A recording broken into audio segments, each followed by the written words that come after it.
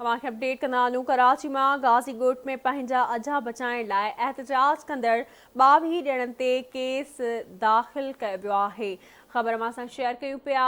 अहम ख़बर है FIR में डॉक्टर नियाज़ कालानी, एजाज सामटियो, महबूब अब्बासी, रियाज़ सामटियो ऐं ॿियनि खे नामज़द कयो वियो आहे। गाज़ीकोट में पंहिंजा अजा बचाइण लाइ एहतजाज कंदड़ 22 ॼणनि ते केस दाख़िल कयो वियो आहे।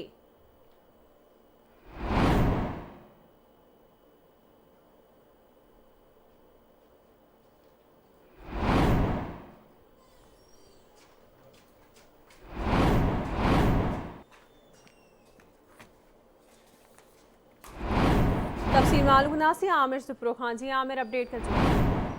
हाँ जी, बिल्कुल ही गाज़ीकोट ई ब्लॉक सुबह जो इंक्रोचमेंट पारा कार्रवाई कई वही हुई, जैमें शेलिंग फायरिंग, जैमें 5 का औरतूं हुयूं ऐं 6 जेके नौजवान ज़ख्मी थिया।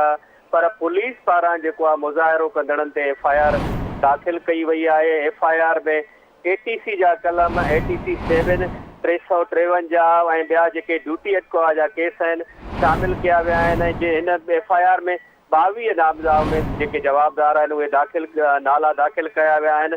हीअ जेको केस आहे अली नवाज़ मतलब सूफ़ ख़ान जी मुद्दत में दाख़िल कयो वियो आहे ऐं GS मुआज़ जो डॉक्टर नियाज़ कालानी, कराची सोशल फोरम जो महबूब अब्बासी, एजाज सामटियो, मुर्तज़ा कीरियो, गुलाम मुस्तफ़ा चांडियो, रियाज़ खेमटियो समेत मुख़्तलिफ़ जेके क़ौम परस्त अॻवान आहिनि उहे जेके शेलिंग खां पोइ आयल मुज़ाहिरनि वटि पहुता हुया ऐं उन्हनि ते जेको आहे पुलिस पारां ATC जा जेके कलम आणी करे केस दाख़िल कयो वियो आहे। जी महिरबानी मां जी अपडेट करण लाइ।